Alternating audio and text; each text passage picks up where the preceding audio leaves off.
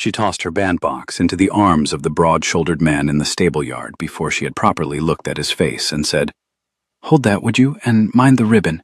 It's the only good thing I own."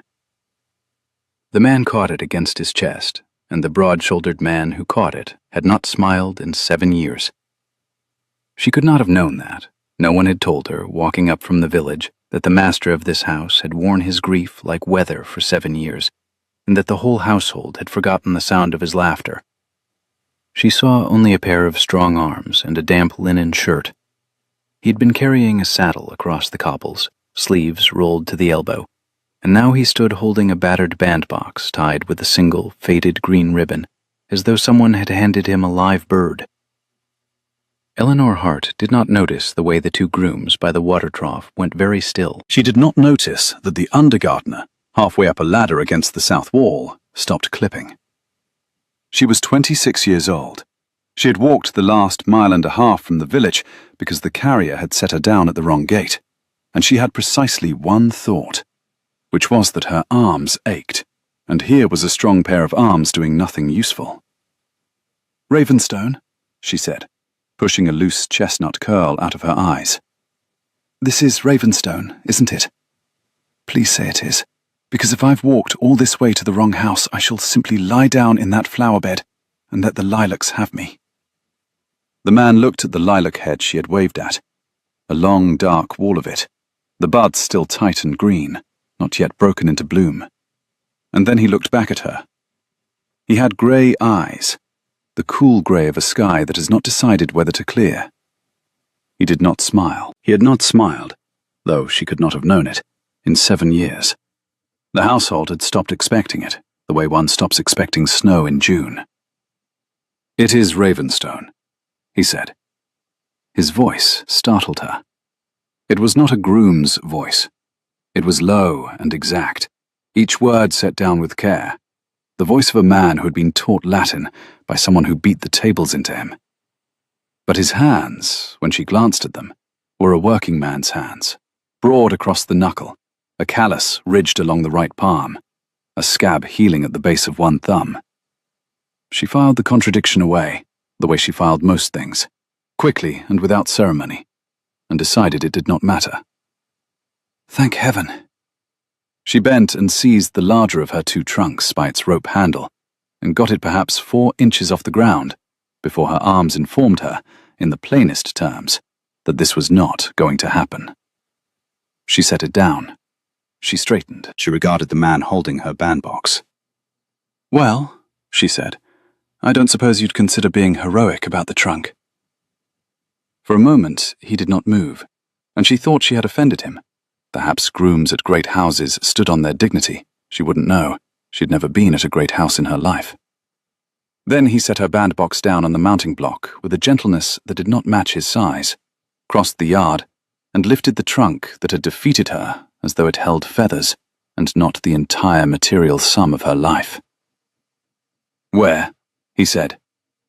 "The governess's rooms, I should think. I'm the governess." She put out her hand, because that was what her father had taught her to do with every soul she met, gentle or simple, and her father had been a vicar and right about most things. "Eleanor Hart. Now, if there's no one stiff about to hear it. I've come for Lady Clara." He looked at her offered hand. Something moved behind the grey eyes, quick and gone, like a fish turning in deep water. Then he shifted the trunk to one shoulder, freeing his right hand, and took hers. His grip was warm and dry and careful. "Ashby," he said. "Mr. Ashby." She smiled at him, the wide, unguarded smile that her last employer had told her was unbecoming in a woman of her station, as though a smile cost the gentry something. "There, now we're acquainted, and you can tell me whether the child bites." "She does not bite." "That's something. The last one bit." Mel picked up her bandbox and fell into step beside him as he carried the trunk toward the great grey house. And because he had been alone with her own thoughts on the road for the better part of 2 hours, and was constitutionally unable to bear silence when a person was standing right there inside it, she talked. She told him the carrier had a horse named Bishop, who would not pass a white gate. She told him she had eaten her last apple at the milestone, and was now prepared to commit small crimes for a cup of tea. She told him the house looked like it was holding its breath. She did not notice, because she was not looking for it, but the man beside her said nothing at all, and that the saying of nothing seemed, in him, to be a thing with weight, a held door, not an empty room. Julian Ashcombe, 9th Duke of Ravenstone, carried the governess's trunk to the servants' door of his own house, and did not tell her who he was. He could not, afterward, have said exactly why. He told himself it was the simplest path. She would learn it within the hour from the first footman who crossed her, and there was no sense making a scene of it in the yard. But that was not the truth, and he was a man who had spent 7 years being scrupulous with himself about the truth, because it was the only discipline grief had left him. The truth was that she had handed him her bandbox. She had handed him her bandbox and asked him to be heroic about a trunk and called the only good thing she owned a faded green ribbon. And in 7 years, not one living soul had looked at him and seen a pair of strong arms doing nothing useful. They saw the black armband he no longer wore. They saw the Duke, who did not dine in company, who rode out before the household woke so that the grooms need not arrange their faces, who had let the music room be locked because he could not walk past the door of it. They saw a sorrow wearing a man's coat. This woman, mud to the hem, had seen a groom and had been rude to him, and the rudeness had gone through him like the first warm day after a long frost, almost painful, the warmth coming back into a limb gone numb. So he carried her trunk, and he held his tongue, and at the servant's door he set the trunk down, and Mrs. Pell, the housekeeper, opened it, and went white to the lips at the sight of him standing there in his shirt-sleeves, with a governess chattering at his elbow. "You're—" Mrs. Pell began. "Mrs. Pell will see you settled," the Duke said, fast, before the word could land. "Miss Hart has come for Lady Clara." Mrs. Pell, who had been in service at Ravenston for 30 years, and had buried a duchess and watched a duke turn to stone, looked at her master's face. Whatever she saw there made her close her mouth on the title. "This way, miss," she said faintly. Nell turned on the threshold. "Thank you, Mr. Ashby," she said. "You've saved my arms, and possibly my soul. If they ever let you near the teapot, I'll be in your debt forever." And the Duke of Ravenston, standing in the yard of the house his grief had governed for 7 years, inclined his head to the new governess, and felt the corner of his mouth do something it had forgotten how to do. He caught it before it finished.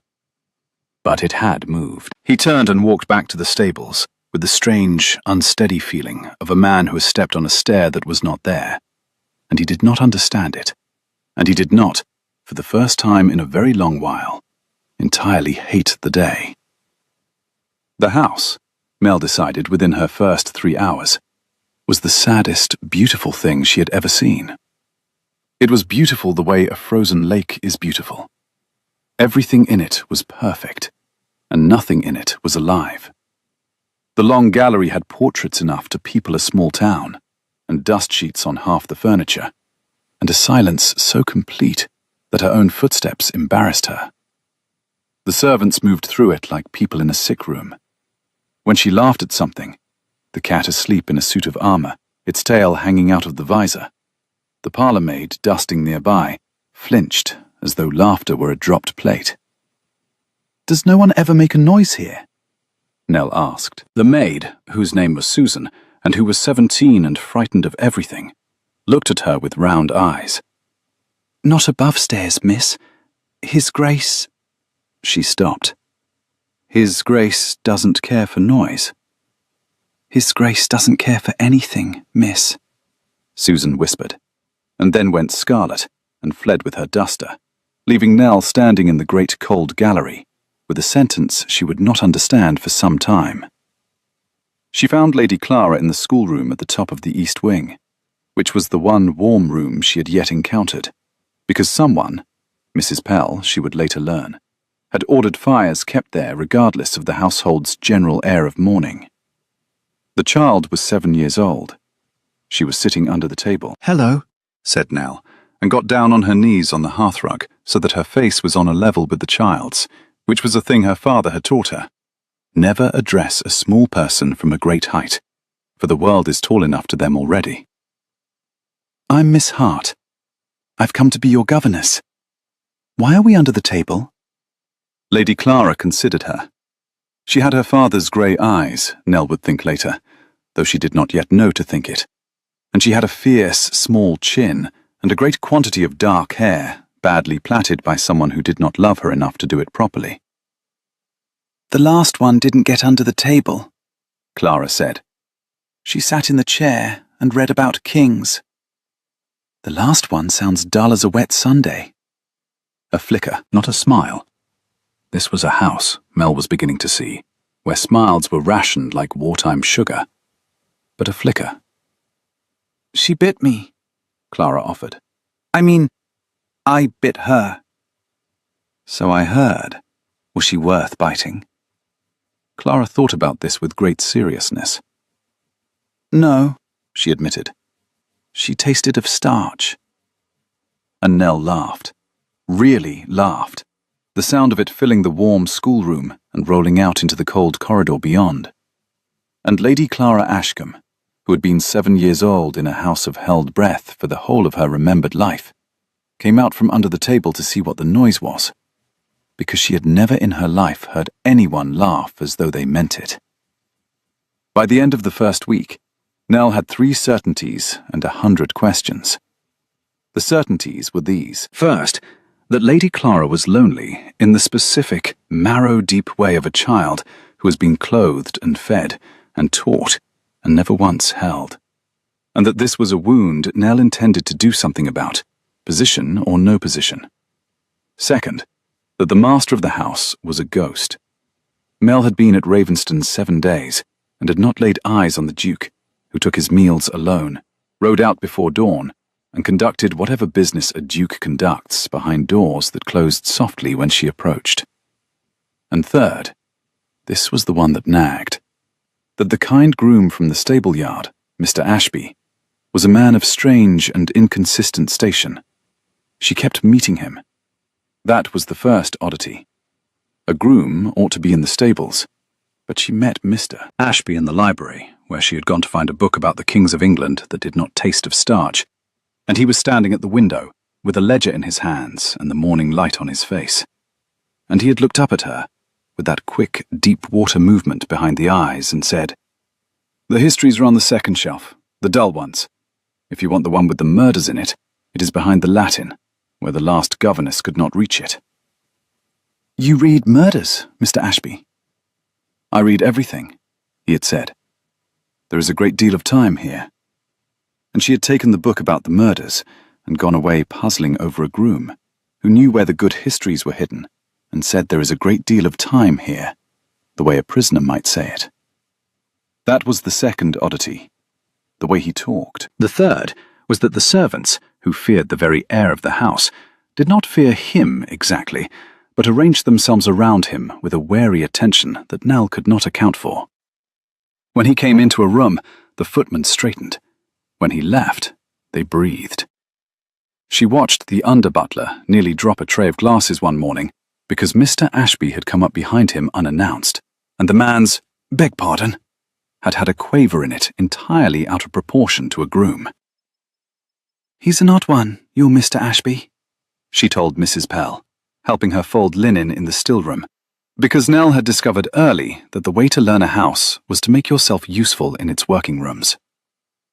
Mrs. Pell's hands went still on the sheet.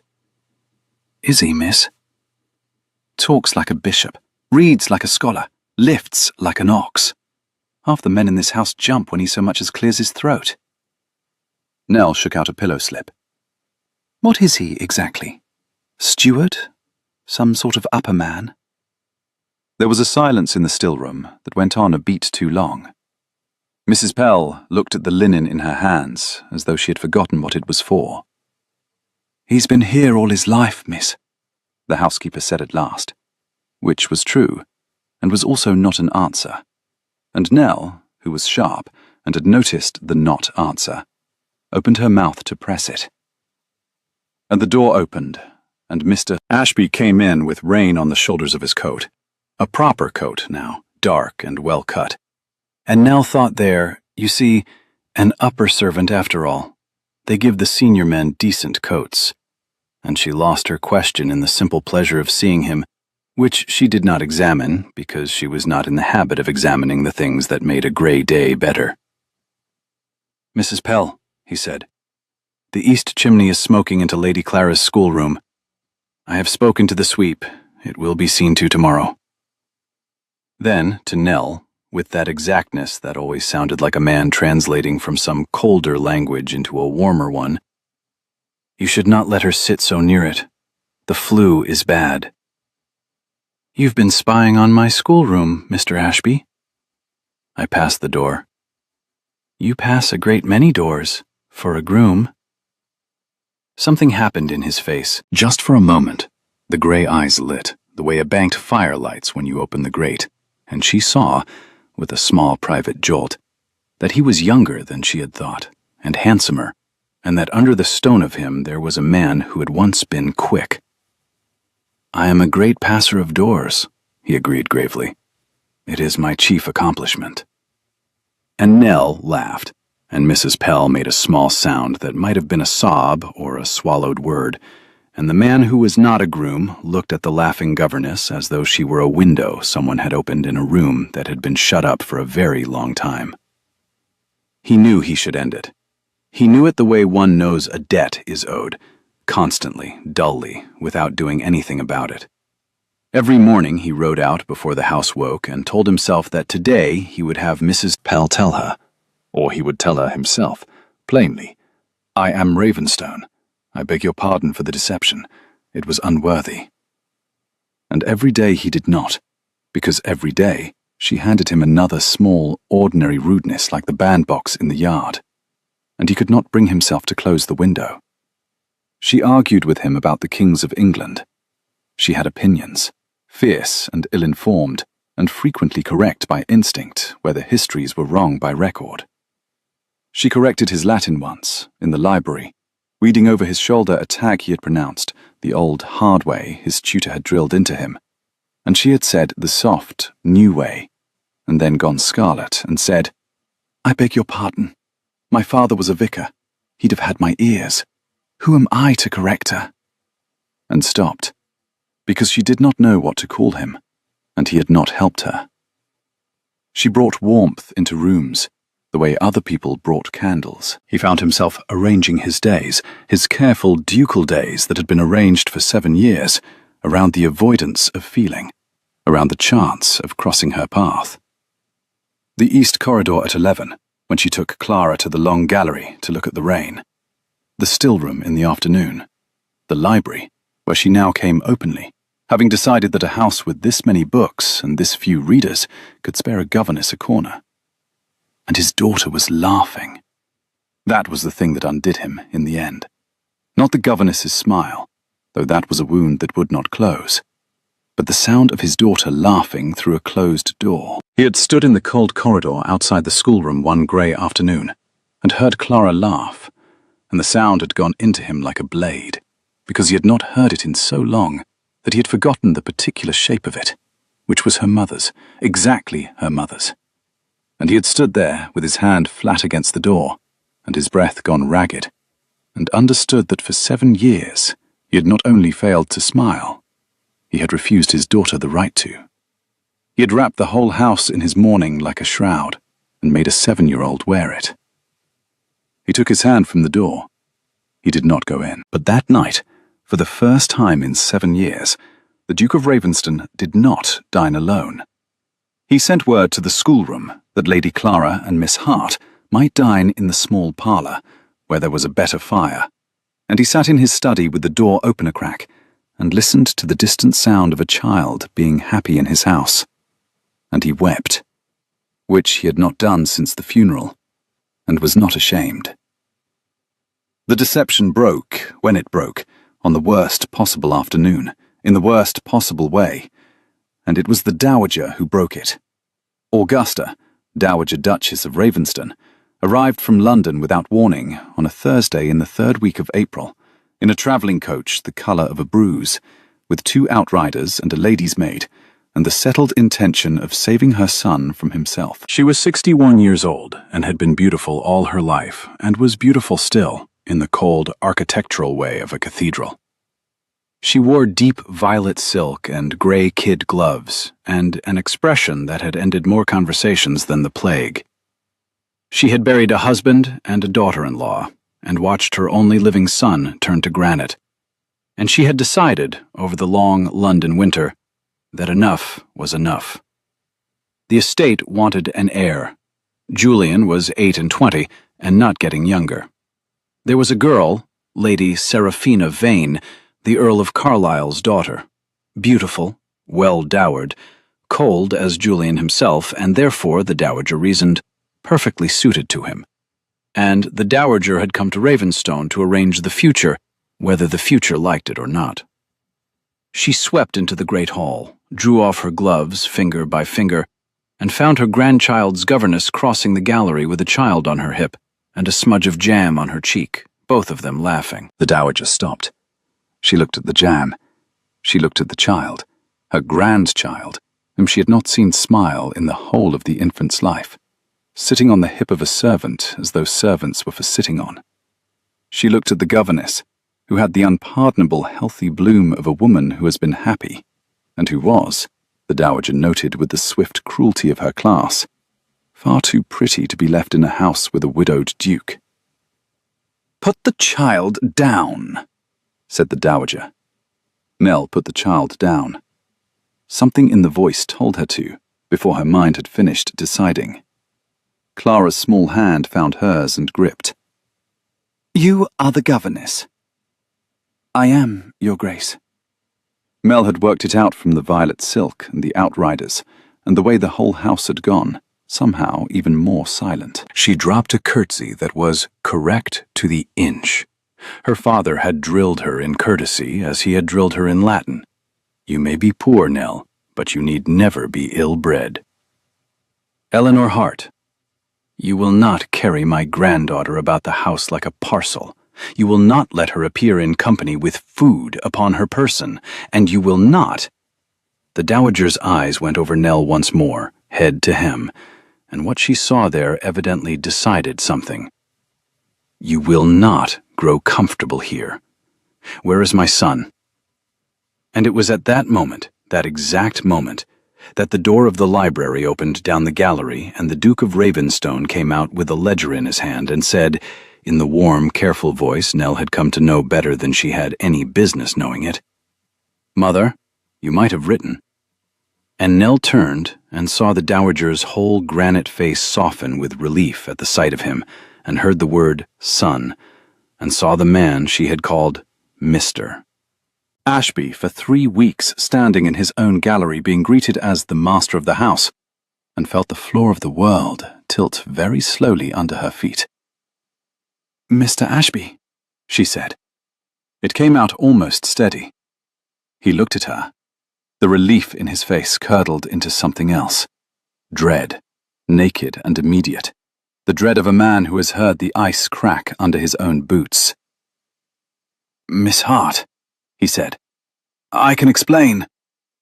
"His name," said the dowager, with the bright, pitiless courtesy of a woman who has just understood a great many things and intends to use every one of them, "is Julian Ashcombe. He is the 9th Duke of Ravenstone." "Ashby," she repeated, tasting it, looking from her son's stricken face to the governess's white one, with dawning, delighted comprehension. "How charming. I see you have been making yourself very much at home, Miss Hart." Nell did not faint, because she had never fainted in her life, and was not going to begin in front of a woman in violet silk. She did the arithmetic instead, fast and merciless, the way she did everything. The library, the Latin, the good histories behind the Latin. There is a great deal of time here. The footmen straightening, the under-butlers quaver, Mrs. Pell going white at the servant's door. "He's been here all his life, miss." Every contradiction she had filed away and decided did not matter, sliding now into a single, unbearable shape. That she had been rude to a duke in his own yard, had ordered a duke to be heroic about her trunk, had teased him and argued with him and corrected his Latin and laughed in his face, had let her guard all the way down with a man she thought safely beneath the notice of the gentry. And he had let her. He had stood there in his shirt sleeves and let her make a fool of herself for 3 weeks for sport. The great bored duke amusing himself with the new governess the way one amuses oneself with a dog that does tricks. "I beg your pardon, Your Grace," she said. Her voice was perfectly level. That was the worst of it, later, that it had been so level. "I did not know you. I'll know you now." And she picked up Lady Clara, because the child was frightened, and the child mattered more than her own scalded pride. And she carried her out of the gallery, past the dowager, and past the duke, without looking at either of them. And behind her, she heard the dowager say, in a voice rich with satisfaction, "Well, Julian, we have a great deal to discuss." He came to the schoolroom that night. She knew his knock now. She had spent 3 weeks learning the textures of him without knowing what she was learning, and she almost did not open the door. But Clara was asleep at last, finally asleep after an hour of, "Is Miss Hart going away? Everyone goes away," and Nell would not have the child wake to raised voices. So she came out into the cold corridor and shut the schoolroom door behind her and faced the Duke of Ravenston in the light of the single candle he carried. And she folded her hands in front of her and said nothing, because she had learned in a hard school that the one who speaks first in an argument with the gentry has already lost. "I owe you an apology," he said. "A real one, not the kind that costs nothing." He set the candle down on the corridor table. In its light, his face was not the granite face from the gallery. It was the face from the library window, tired and young and stripped. "I should have told you who I was in the yard, inside the first minute. I knew it then, and I have known it every day since, and I did not do it. And there is no version of that which is not contemptible. So, I am sorry. Not for who I am, for letting you go on not knowing it." It was a good apology. That was almost the worst thing about it. But it was so exactly the apology she would have wanted, if she could have borne to want anything from him. She held on to her anger, the way she had held the doorframe in worse rooms than this. "Why?" she said. "You may as well tell me that, since you've nothing left to lose with me. Why let it go on? What was the sport in it?" "There was no sport." He said it fast, and then, seeing she did not believe him, how could she believe him? He made a sound that was almost a laugh, the bitter end of one. "You think I was amusing myself? The bored duke and the dancing governess. Weren't you? Miss Hart." He looked at her. The grey eyes in the candlelight were not cool now. They were open all the way down, and what was at the bottom of them frightened her more than the dowager's whole armory. "In 7 years, you are the first person in this house, in this life, who has looked at me and not seen a grave. Do you understand what that is? To a man who has been a grave for 7 years. You handed me your bandbox. You told me to be heroic about a trunk. You were rude to me." His voice cracked on the word, on the small, absurd word, and he mastered it. "And I was a man again, for the length of a yard, instead of a tomb that people are sorry for. I knew it was wrong. I knew every hour it grew more wrong. And I could not put out the one warm thing in 7 years of cold. That is not an excuse. It is only the truth, which is all I have ever had to offer, and which has never once been enough." The corridor was very quiet. Somewhere below, a clock she had learned the sound of struck the half hour. "That's a terrible reason," Nell said. Her voice was not level anymore. It's a selfish, cowardly, terrible reason. She drew a breath. It's the only one I'd have believed. Which makes it worse, Your Grace, not better. Because now I can't even comfortably hate you. And I should so very much have liked to. And the Duke of Ravenstone, for the second time in 7 years, and the second time in 3 weeks, felt the corner of his mouth move. He did not catch it this time. It was not a smile. It was the ruin of one, half grief, and half something that had no business living in the same face as grief. But Nell saw it, and saw what it cost, and understood for the first time the true size of what she had stumbled into in that stable yard, which was not a duke playing a game, but a drowning man who had grabbed the first warm hand that came near the water. Good night, Your Grace, she said, more gently than she meant to. Good night, Miss Hart. A pause. It was Ashby, my middle name. I did not lie to you about my name. It seemed important at the time that I had not lied about my name. I cannot now think why. Go to bed, Julian, she said, and only realized when his head came up sharply, when she saw the word land in him like a stone into still water, that she had used his Christian name, that she had no right to it, that it had simply come up out of her, the way the truth comes up out of a tired person.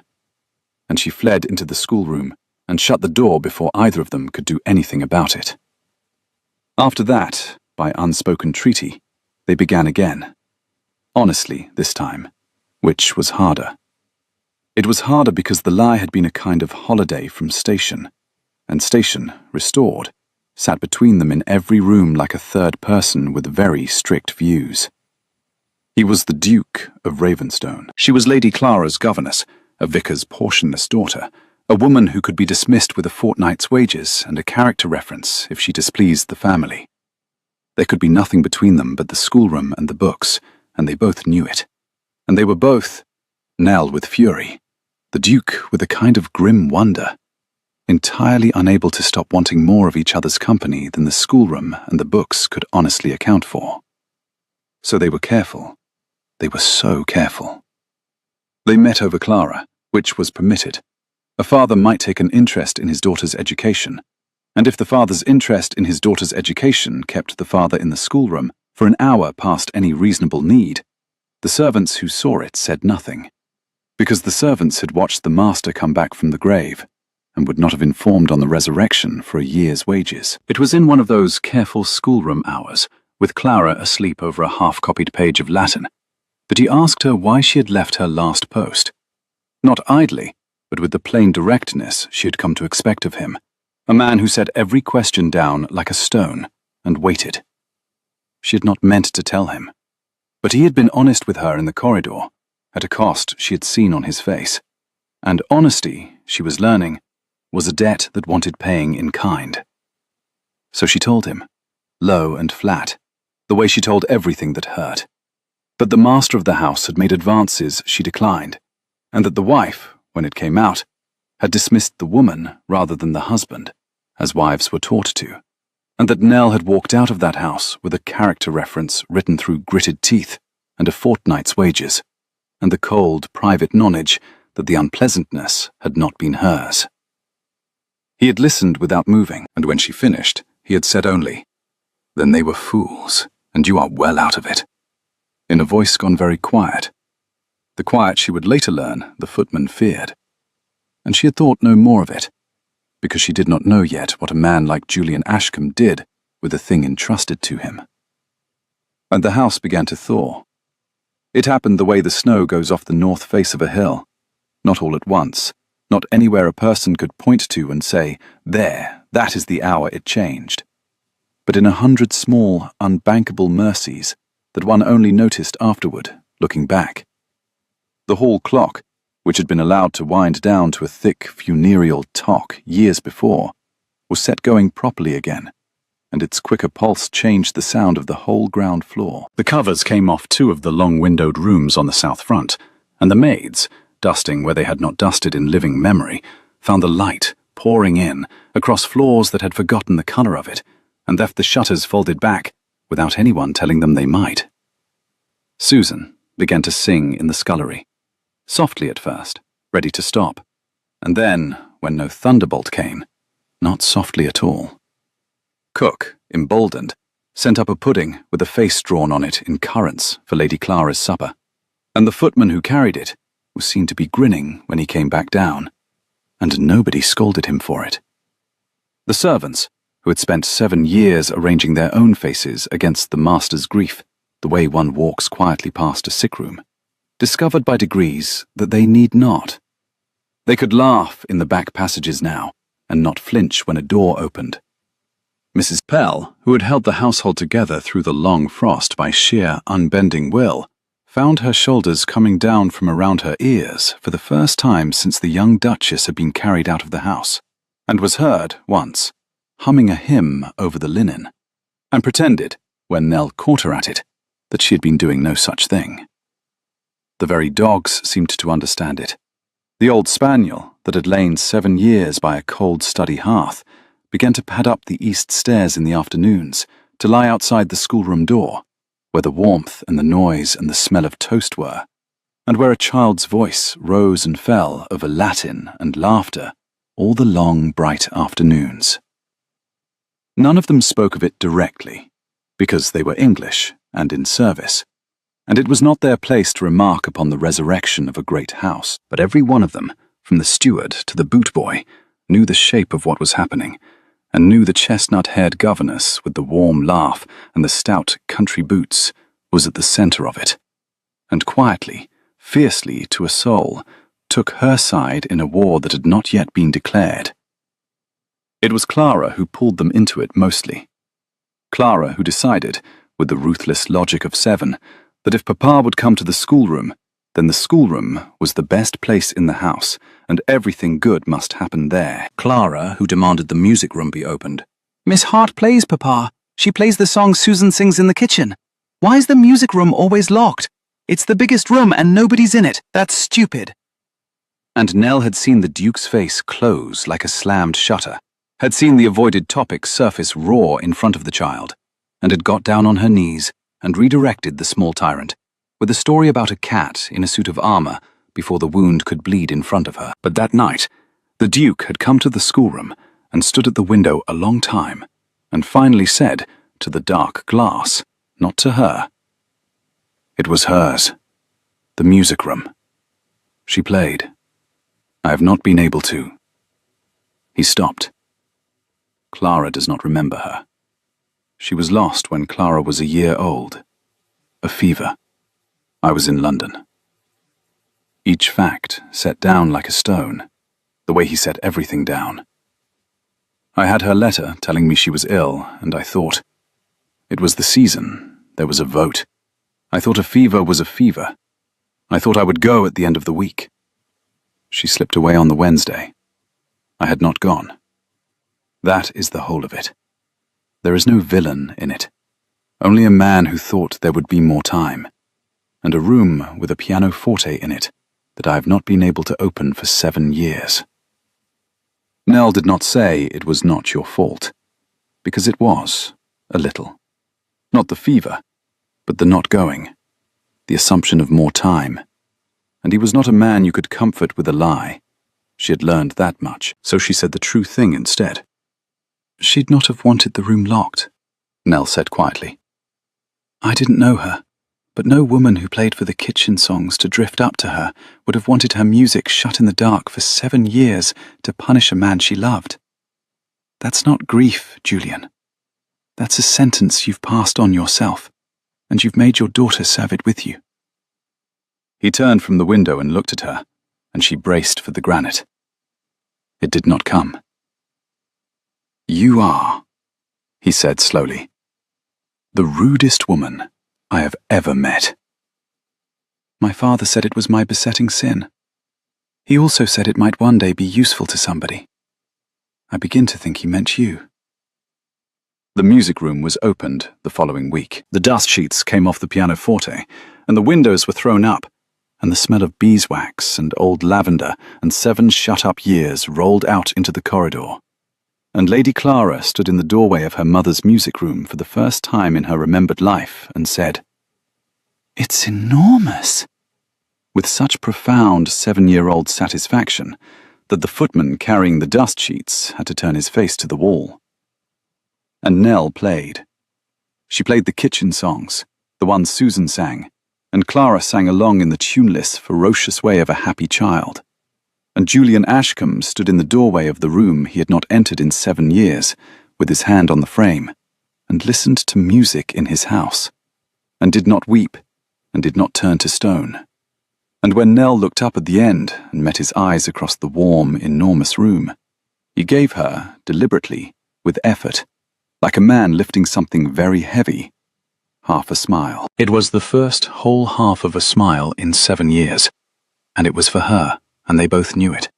And the dowager, who had come up the corridor on her cane to learn what the unprecedented noise was, saw it from the shadow of the doorway, and understood, with the cold, swift accuracy that had made her formidable for 60 years, exactly what was happening in her son's house, and exactly what she was going to do about it. The storm came 2 days later, out of a green sky, the way the bad, late spring storms always did in that country. It had been a soft, warm morning, the kind that made the undergardener whistle on his ladder, and then by 3, the light had gone the colour of a bruise, and the wind came off the moor and laid the young wheat flat in a single long shudder. Nell was at the schoolroom window with Clara when the first rain hit the glass like thrown gravel. She was thinking only that lessons were over for the day, that they might make toast, that the lilacs would be battered. She was not thinking about Tom Carter's little girl, because she did not yet know there was anything to think. The knowledge came up the back stairs in the shape of Susan, white to the lips, with her cap askew. "Miss! Oh, miss! It's Bess Carter, Tom Carter's youngest, from the home farm. She went out after the ducklings before the rain, and they can't find her. And Tom's gone to the river meadow looking, and Mrs. Carter's in such a state. And there's water coming up in the low field already, miss. Fast." Mel was on her feet before Susan finished. She did not gasp. She did not wring her hands. She found, in the cold place under her own heart, the thing her father had given her without ever meaning to. The calm of a man who had sat with frightened people his whole life, and learned that fright helps no one. "How old is Bess?" she said. 5, miss. Same as near Lady Clara's age. Right. Nell was already pulling on her stout boots, the ones she'd been mocked for bringing.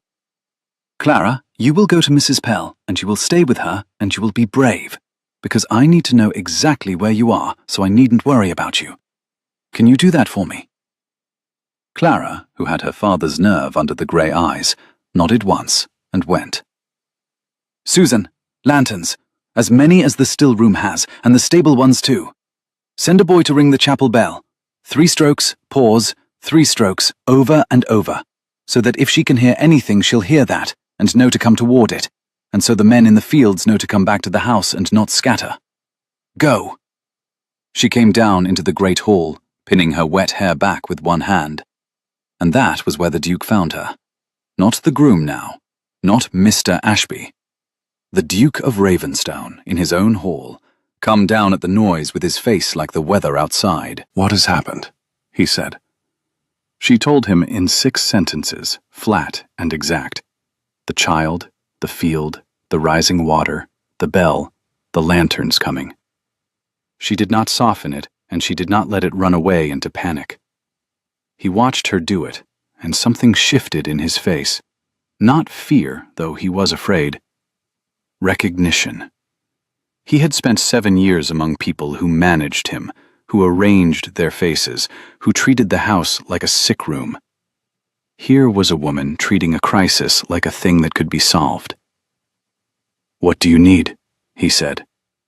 It was, she would think later, the most romantic sentence anyone had ever said to her, and there was not a particle of love in it. Only trust. "Men, in pairs, each pair with a lantern, working the low field outward from the duck pond, in lines, not running, calling her name and then stopping to listen. The water will have driven her uphill. Children go uphill from water without being told. It's the one mercy. The old ice house in the spinney, the folly, the dry culvert under the carriage drive. Any place small and roofed. She's 5 and she's frightened, and she'll have gone to ground somewhere she feels hidden, not somewhere she can be seen. We look for hiding places, not for a child in the open. You've done this before. My father's parish flooded every second spring. I found 4 lost children and helped bury. She stopped, and did not say it, and he saw her not say it. I have found 4. I should like to make it 5. Lanterns, Your Grace. We're wasting light. And the Duke of Ravenstone, who gave orders for his living, took them from the vicar's daughter in wet boots, and was glad to. They went out into it together. He would not be left behind in the house, and she did not waste breath telling him to. The rain was coming sideways, and the chapel bell had begun its 3 and 3 over the roar of the wind, and the low field was already a black sheet of standing water, throwing the lantern light back up at them. Nell took the spinney, because the spinney was where she would have gone at 5. She went methodically, calling and stopping, the way you taught your own fear to behave. And the Duke came at her shoulder with the lantern held high, and twice he started to call out wildly, and twice she put her hand on his arm and said, "Stop! Listen." And they listened, and heard only water. It was at the ice house that she heard it.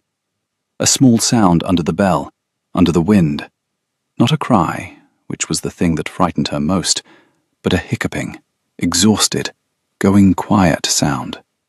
The sound a child makes when it has cried itself nearly out. The ice house door had blown half off its hinge years ago, and no one had mended it. And inside, on the dry stone shelf above the old melt drain, wedged into the furthest dark corner with her arms around her knees, was Bess Carter, soaked through and grey-lipped and past speaking, but breathing and whole and alive. "There now," said Nell, going down on her knees on the cold stone, as though she had all the time in the world and not a care beyond this child. "There now, Bess. You clever, clever girl, to get up out of the wet. The cleverest girl in the whole county. I've come to take you home, and your mother is going to be so cross with you for frightening her, which is how you'll know how much she loves you." And she got her coat around the child, and the child's frozen face into her warm neck, and stood and turned, and the Duke was filling the broken doorway with the lantern, and his face was doing something it had not done in 7 years, in front of another living soul. He was looking at the warm, mud-streaked, soaked-through woman with a saved child in her arms, as though he had never in his life seen anything he wanted so much. They got Bess home to a fire and a frantic mother and a father who could not stop shaking the Duke's hand and calling him Your Grace and weeping. Nell stood back in the steam and the candlelight of the home farm kitchen and let the family have their child. And the Duke came and stood beside her, the rain still running off both of them onto the flagstones, and for a while neither of them said anything at all. "You said 4, he said at last, very low, under the noise of the Carter's joy. "Before, you said you had found 4 and you stopped." "The 5th I did not find in time, a long while ago. I was younger than I am now, and I have never quite forgiven the river for it." She looked at the Carter child, pink now, bawling now, gloriously alive. "5, she said. "It's 5 now. Thank you for the lantern, Your Grace." "Julian," he said. "Julian," she agreed, too tired to fight it, and did not see, because she was watching the child, the way he looked at her in that kitchen, like a man who has finally, after a long winter, found something he means to keep.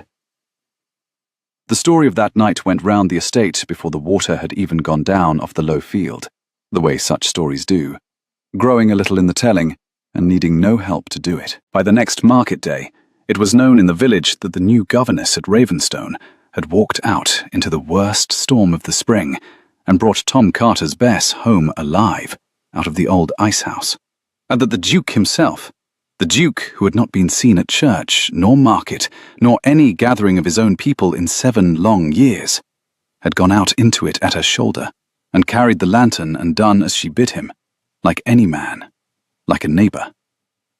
The tenants turned it over among themselves, with the slow satisfaction of people who have waited a long time for a thaw. They told it at the forge, and over the churchyard wall, and across the low hedges between one man's land and the next, and each in the telling found some small new thing to wonder at. The calm of her, the boots of her, the way she had set the bell ringing so the lost child might steer by the sound of it. They had loved the young Duchess, and grieved the loss of her, and grieved almost as much the loss of the master who had gone into the ground with her in everything but body. Now here was warmth come back into the great house from an unlooked-for quarter, and they were country people who knew the worth of a kind spring after a hard winter, and they did not need to be told what they were watching, nor whose side they were on when the trouble came, as the wiser among them knew quite well it must. "I've invited the Earl of Carlisle and his daughter to dine on Saturday," the Dowager announced at breakfast. The Duke had begun to take breakfast in company, another small resurrection, in the tone of a general announcing a position already taken. "Lady Seraphina, you will remember her, Julian. She has grown into a very elegant young woman. It is time, my dear, and past time, that this house had a duchess again." The Duke set down his cup. "Mother." "Do not mother me. The estate wants an heir. Clara wants a—" The Dowager's eyes flicked deliberately toward the door, through which the governess had just carried the child's breakfast tray.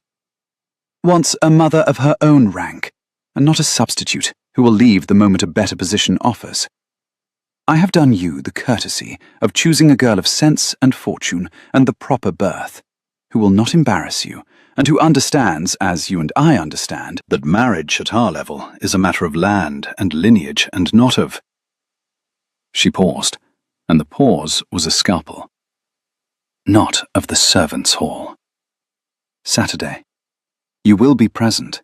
You will be charming, insofar as you remember how, and you will give Lady Seraphina every reason to think well of an alliance. I have not asked you for one thing in 7 years, Julian. I am asking you for this." And the terrible thing, Nell, pausing in the corridor with the empty tray, heard the whole of it through the door she had no business listening at. The terrible thing was that the Dowager was not wrong. That was what made it unbearable. A duke must marry his own kind. A duke must have an heir. A governess was a governess. Every word of it was the plain, hard truth of the world Nell had been born to the bottom of, and she had known it from the first cracked moment in the gallery, and she had let herself, in the warm, thawing weeks since, half forget it. She stood in the corridor with the tray and let the truth come back into her like cold water, and did not let one drop of it show on her face when she carried the tray down to the kitchen, where Susan was singing.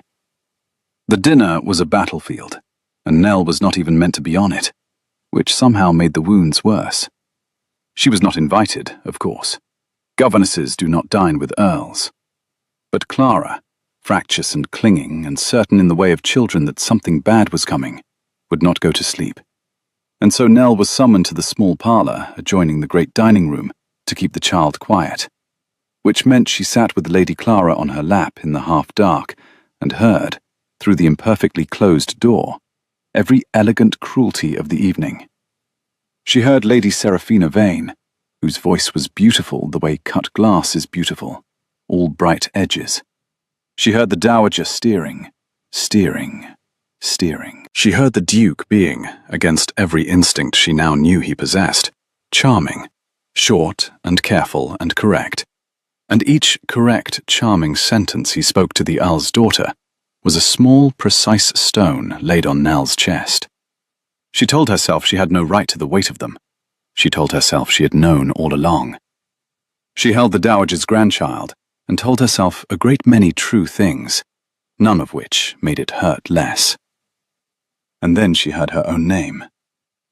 "The governess," Lady Seraphina was saying, in the carrying voice of a woman who does not greatly care who hears her. Carlisle people had it from the village. A vicar's daughter, dismissed from her last post. Some unpleasantness, one gathers, with the master of the house. There was no unpleasantness. Mrs. Pell's account, given to Nell weeks later, had the Duke's voice going very quiet here. The quiet that the footman had learned to fear, and Nell, hearing it told, would know exactly where he had come by what he said next, because she had set it in his hands herself, one quiet schoolroom afternoon. Miss Hart left her last post because the master of the house made advances she declined, and the wife dismissed the woman rather than the husband, as wives are taught to. The unpleasantness, Lady Seraphina, was not hers. A silence in the dining room.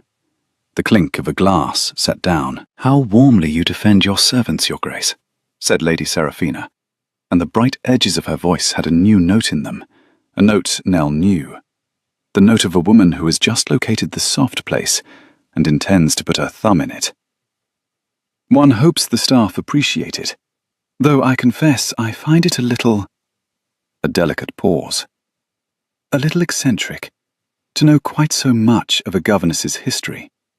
In my father's house we should not know the name of the woman who teaches the children, let alone her romances. "Then your father's house," said the Duke, "is poorer than I had supposed." The Dowager's voice came in over the top of it, fast and bright and furious, smoothing, redirecting. And Nell sat in the dark with the sleeping child grown heavy in her arms, and understood two things at once, and with perfect clarity. The first was that Julian Ashcombe had just defended her, a governess, to an earl's daughter, across his own dinner table, at the cost of the alliance his mother had spent the winter building. That he had chosen her honour over his interest, in front of witnesses, without hesitation. The second was that this was precisely why she had to go. Because a man who would do that was a man who could be ruined by what he felt for her, and she would not be the thing that ruined him. And the only way to be sure she was not was to take herself out of the house before the feeling, on either side, grew strong enough to do real damage to a man who had already lost more than anyone should. She put Clara to bed. She sat at the schoolroom table in the low fire and wrote, in her father's careful hand, a letter of resignation. She gave a fortnight's notice, which was correct. She thanked the family for the position, which was gracious. She said nothing of any of the true things, because the true things were not hers to say to a duke. And she sat with the finished letter in front of her, and did not cry, because she had been poor and proud her whole life, and crying had never once mended anything. And she thought, this is the cost of letting the window open. You feel the warm day, and then it ends, and the cold afterward is worse than if you had never felt it at all. Father, you never told me that part. But before she could give him the letter, and this was the cruelty of the way things fall out, that she had decided to be wise, and the world did not give her the day she needed to be wise in. Before she could give him the letter, the morning came that was, for one shining hour, the best of her life, and the Dowager chose it, with the unerring instinct of a woman who knows that the deepest cut is the one delivered to the happiest flesh, to make her move. It had rained in the night and cleared, and the lilacs had opened. That was the first thing, that the long dark hedge that had been tight green buds the day she arrived had broken overnight into bloom, and the whole of the south garden was drowned in the scent of it, sweet and heavy, and almost too much. The smell of a spring that has finally, fully arrived. Clara had gone mad with it. Clara had to be out in it, and so the three of them were in the garden in the early morning before the Dowager was down. The Duke in his shirt-sleeves, because he had been helping the undergardener move a fallen branch the storm had brought down, and had not bothered to put his coat back on, and Nell with her hair coming loose, and Clara running shrieking down the lilac walk with her arms out like a small mad bird. She'll exhaust herself before her lessons, Nell said. Let her. The Duke watched his daughter run. The morning light was on his face. She has 7 years of running to make up. So I begin to think, have I? He bent and picked a single sprig of lilac and turned it in his fingers, and Nell watched him do it, the broad, careful hands she had noticed in the first hour. And she thought, I'm going to give him a letter this afternoon, and I'm going to watch this end. So let me at least have this minute. Let me be greedy for 1 minute. And the wanting of it was so sharp it was almost grief. You're going to say something rude, the Duke observed, not looking at her. I have learned your face. You go quiet just before, like a cat before it knocks something off a shelf. I was going to say, Nell said, that you very nearly look happy, Your Grace, and that it suits you better than the gloom, and that if you tell a soul I said so, I shall deny it, and correct your Latin in front of the bishop. And Julian Ashcombe turned the lilac in his fingers, and looked at the governess with her hair coming down in his mother's garden, in the smell of his lost wife's favourite flower. And he smiled. Not half a smile, not the ruin of one. The whole thing, slow and disbelieving, and 7 years deep, breaking over his face like the first real warmth after a winter that had lasted too long, transforming him so completely that Nell actually took a step back, because she had not known, she had genuinely not known, that the granite man from the gallery had a face like that underneath, young and alight and unguarded and so beautiful in his plain, ordinary happiness that her own breath went out of her. There, he said softly. You see? You can do that. The rudest woman in England, and she can do that. He held out the sprig of lilac. When the lilacs come out next year, he said, I'm going to remember this exact morning, and I'm going to— Julian. She did not take the lilac. She could not. Don't. Why not? Because you can't finish that sentence, and I can't bear to hear you try. Her voice was steady. It cost her everything she had. There's no next year for me here. You know there isn't. I knew it in the gallery the day she came. You knew it at your own dinner table on Saturday, when you spent your mother's whole winter's work to defend a governess, and felt for 1 second how easy it would be to throw the rest after it. We are not. Julian, we are not a thing the world will let happen. And the longer we pretend in this garden, the worse it will be when the world reminds us. And the world always reminds us. It is the one thing the world never forgets to do. He stood with the lilac held out between them. The smile was going. She watched it go, and watching it go was worse than the gallery, worse than the dinner, worse than anything. Then we make it happen anyway, he said. Now, I'm a duke. If a duke cannot, a duke least of all, she said. A duke has the most to lose, and the least freedom to lose it, and you know that better than I do. You've known it since you were a boy. Don't ask me to be the thing that costs you your name. I've nothing of my own, Julian. No fortune, no name, no rank, nothing in the world but myself. And a woman who has only herself cannot afford to give it where it will be despised. Let me go while it's only a bruise. Please. Let me go before it's a wound. And it was then. Of course it was then. The Dowager had been watching from the morning room window for a quarter of an hour, waiting for the precise moment. It was then that Augusta, Dowager Duchess of Ravenstone, came down the garden steps on her cane with the folded paper in her gloved hand, and the light of a battle she intended to win in her cold, beautiful face. Miss Hart, she said, how fortunate. I was about to send for you. She held out the paper. It was Nell's own letter of resignation, taken from the schoolroom where Nell had left it, by a maid or by the Dowager's own hand. It did not matter which. I find you have saved us all a great deal of awkwardness. You have resigned. Very proper. I have taken the liberty of accepting on the family's behalf and arranging the carriage. It leaves at noon.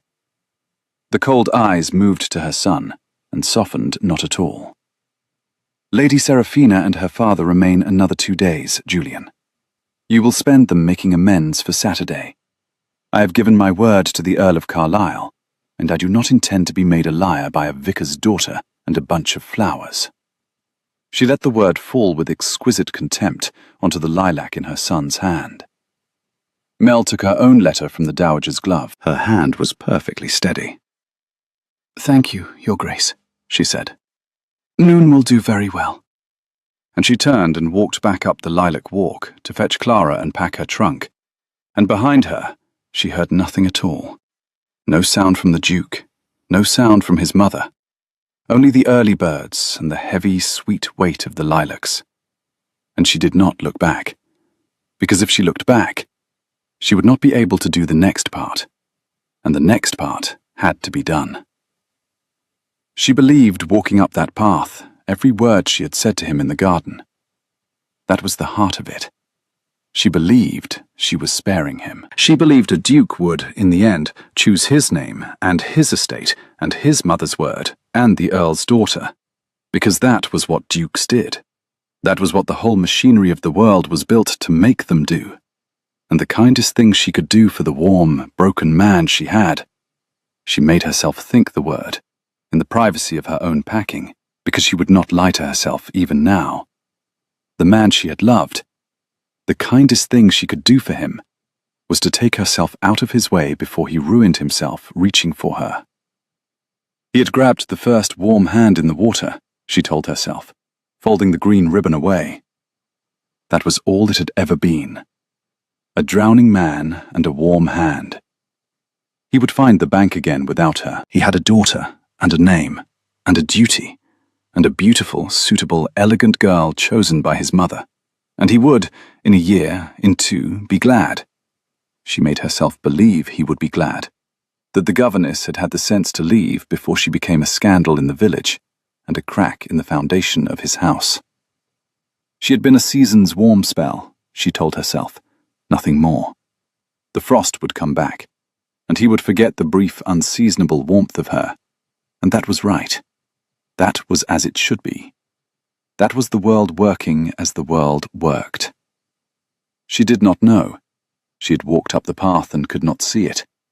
That behind her, in the lilac walk, the Duke of Ravenston was standing very still, with a sprig of lilac in his hand, and his mother's voice in his ears, and was discovering, at the age of 28, that there was one thing in the world he wanted more than his own grief, and that he had very nearly let it get into a carriage at noon. The carriage was at the door at 11:45. Nell's trunk was on it.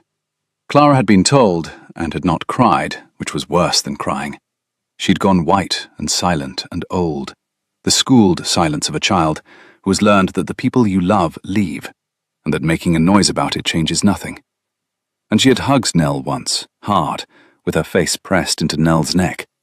And then she had let go, and stepped back, and stood very straight beside Mrs. Pell, with her small chin up. And Nell had thought, that is the thing I will not forgive myself. I taught her to laugh, and now I have taught her this. And had nearly broken, and had not, because breaking in front of the child would only make the child's lesson crueler. The Dowager was on the steps to see her off, which was a courtesy and a triumph, and a warning all at once. Of the Duke there was no sign. Nell told herself that was a mercy. She had said her goodbyes to him in the garden, in the only honest words either of them would ever be allowed. A second parting on the steps in front of his mother and the servants would be a performance, and she had played enough parts in the great house already. She had her foot on the carriage step when the door of the house opened behind her, and the Duke of Ravenstone came out, and he was not alone, and he was not dressed for a parting. He was dressed for war, properly dressed for once, every inch the Duke, and behind him in the doorway, drawn out by the unprecedented sight of the Master of Ravenstone in a towering, quiet rage, came the whole household, and behind them, alarmed, the Earl of Carlisle and Lady Seraphina Vane in her mourning silk. "Take her trunk down," the Duke said to the footman. He did not raise his voice. He did not need to. He never had. "Miss Hart is not leaving." "Julian," the Dowager began. "Mother, you will hear me. and you will hear me in front of these witnesses, because I have spent 7 years letting you arrange my silence, and I find I have come to the end of it." He came down the steps. He had the sprig of lilac still in his hand. Nell saw it, absurdly, the small, wilting thing he had not put down in 2 hours. "You said you had not asked me for one thing in 7 years. That is true. But you are mistaken about what you asked. You did not ask me to marry. You asked me to go on being a ghost, a duchess of the proper birth, an heir, an alliance, all of it, so that the machine could go on running and no one would ever again have to see me feel anything. And I agreed. For 7 years I agreed, because feeling nothing was easier than feeling what I felt. And you were kind enough to call my absence duty, and let me hide inside the word." "This is hysteria," said the dowager, but her voice had lost an edge, and her eyes had gone, just once, to the lilac in his hand. "This is the opposite of hysteria. This is the first sane thing I have said in 7 years. He turned to Nell. The whole household watched. Lady Seraphina watched with her bright glass face gone perfectly blank. "You told me in the garden that you have nothing in the world but yourself. You said a woman who has only herself cannot afford to give it where it will be despised." His voice did not shake. The grey eyes were open all the way down, and what was at the bottom of them was not grief now. It was certainty. The terrible, bright certainty of a man who has finally stopped weighing the cost. "Eleanor Hart, I despise nothing about you. I have a name, and land, and rank, and a daughter, and the whole apparatus of consequence my mother is so eager to protect, and I would set every particle of it on the carriage with your trunk, and watch it drive away, before I would let you go up that lane, believing you were a season's warm spell to me. You are not the warm hand a drowning man grabbed. You are the shore. I have been swimming toward you since the morning you handed me your bandbox, and called it confusion, because I had forgotten that the feeling had a name. Stay. Not as the governess. Stay because I am asking you, in front of my mother and an earl and every servant in this house, and my daughter who loves you, to do me the very great honor, Nell, of refusing to get into that carriage." The garden was silent. The lilacs poured their scent over the whole impossible scene. And Eleanor Hart, Vicar's daughter, who had been rude to a duke in a stable yard, and corrected his Latin, and taught his daughter to laugh, and resolved, not 2 hours since, to spare him by leaving, looked at the man standing in front of his entire household, with a wilting sprig of lilac in his hand, and his whole name laid down on the gravel between them, and found that all her good, wise reasons had gone out of her like air from a bladder, leaving only the plain, unbearable truth that she did not want to be spared, and neither, it turned out, did he. "Well," she said. Her voice was not steady at all now, and she did not care. "Since you ask so prettily, and since you've made an absolute spectacle of us both, Your Grace, in front of the entire county, which I shall be reminding you of for the rest of our lives." "For the rest of our lives," he agreed. "Then no," said Nell. "I will not get into the carriage." And she stepped down off the carriage step, and Clara made a sound like a small kettle coming to the boil, and shot across the gravel and hit them both at knee height, and the Duke caught the child up with one arm and reached for Nell with the other, and the lilac got crushed somewhere between the three of them, and nobody minded. The dowager did not faint, because dowagers of her vintage do not faint. They reassess. She stood on the steps and watched her granite son hold a governess and a child and a ruined sprig of lilac in the morning light. Watched him laugh, out loud, the sound of it cracking across the garden like ice going out of a river in spring. And she put one gloved hand to the head of her cane and gripped it, and on her cold, beautiful face there moved something complicated that none of the watching servants could read. She turned and went into the house alone. It was 3 days before she made her move, and her move was not the one anyone expected. The Earl of Carlisle had departed within the hour, taking his daughter and his bright glass voice and his alliance with him. Lady Seraphina, to her modest credit, had looked at the scene in the garden, looked at her own reflection in the situation, and decided, with the swift self-interest of the truly elegant, that she had no wish to marry into a house where the Duke made such public cattle of himself over the help, and had said so, in those words, and had gone. The Dowager had let them go without a fight, which was the first sign that something in her had shifted, though no one in the house dared hope it. She kept to her rooms. The household, giddy and terrified, walked on eggshells around the master's happiness, certain the Dowager was preparing some final stroke. Nell, who had agreed to stay but had not yet agreed to anything as outrageous as the thing the Duke clearly intended, and who knew the Dowager's power better than the love-struck Duke seemed to, waited for the blow, with the wariness of a woman who has been poor and knows that the world's reminders always come. It came on the third evening, but it did not come as a blow. The Dowager sent for the governess. Nell went, alone, having refused the Duke's offer to come with her. "If she means to fight me, Julian, she'll do it cleaner without an audience, and I'd rather know her measure." And found the old woman, not in the grand drawing-room where battles were fought, but in the small private sitting-room that had been, Nell understood the moment she entered it, the late Duchess's. It smelled of lavender.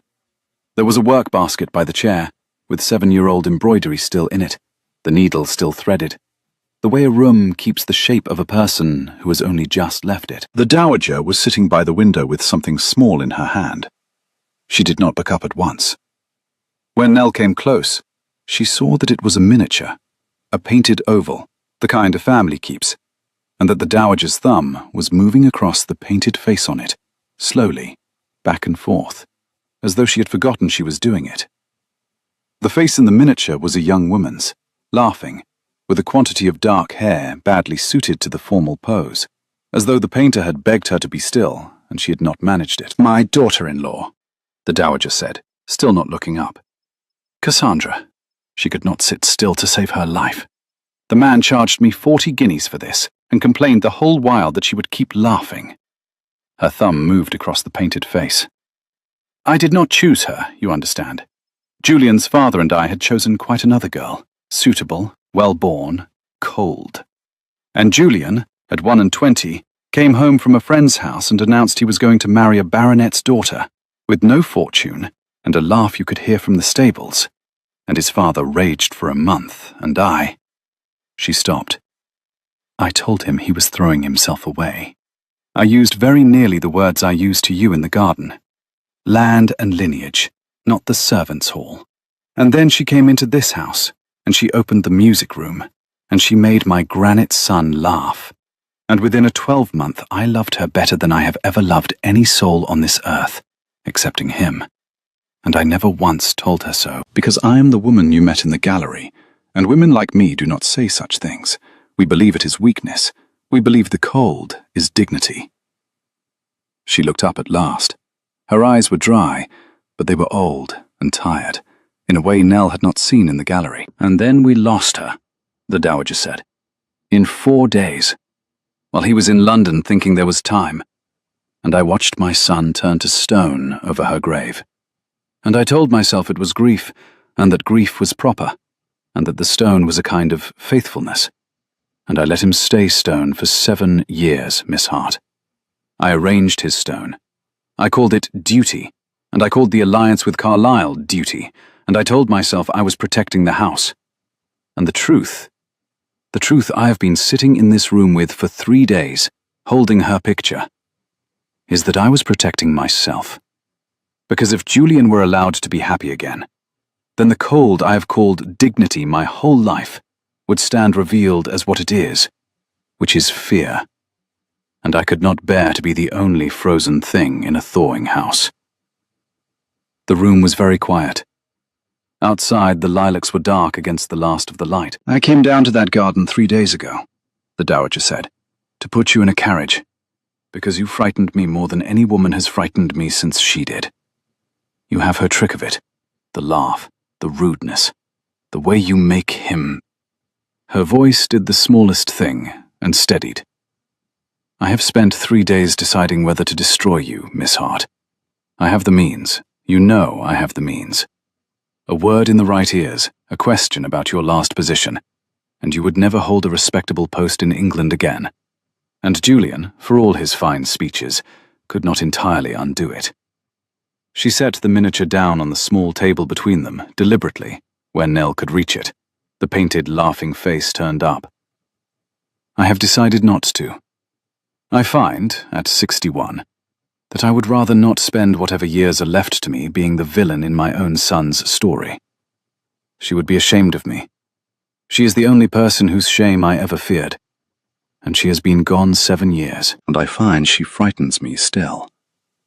She reached into the work basket, past the threaded needle, past the 7-year-old embroidery, and drew out a folded paper, sealed, and laid it beside the miniature. "This is a settlement," the Dowager said. "In my own hand, witnessed this afternoon by Mrs. Pell and the steward. It settles upon you, on the day you marry my son, the income of the dower lands that come to me, mind, mine to give, which makes you, on that day, a woman who comes to her husband with something of her own, which I believe were your words in the garden. A woman who has only herself cannot afford to give it where it will be despised. You will no longer have only yourself. And no one in this county, Miss Hart, will dare despise a woman the Dowager Duchess of Ravenstone has chosen to dower. That much my coldness is good for. Let it, for once, be good for something." Nell looked at the folded settlement, and the laughing miniature beside it, and the old woman's hands, which were not quite steady. She did not pick up the paper at once. She had learned, in a hard school, to be careful of gifts from the powerful. "Why," she said, the same word she had given the Duke in the corridor, the only word that ever mattered. "You could have simply suffered me, Your Grace, tolerated the misalliance with a cold face, and let the county talk. This is more than tolerance. Why?" The Dowager Duchess of Ravenstone looked at the governess for a long moment. "Because 3 nights ago," she said, "I stood in the door of the music room, the room I, too, have not been able to enter in 7 years, and I heard my granddaughter sing. Badly, with her whole heart, the way her mother sang. And I understood that you had given my house back the one thing my own coldness took out of it, and that a woman who would do that, dowry or no dowry, vicar's daughter or no, is worth 10 Lady Seraphinas, and the whole earldom of Carlisle thrown in."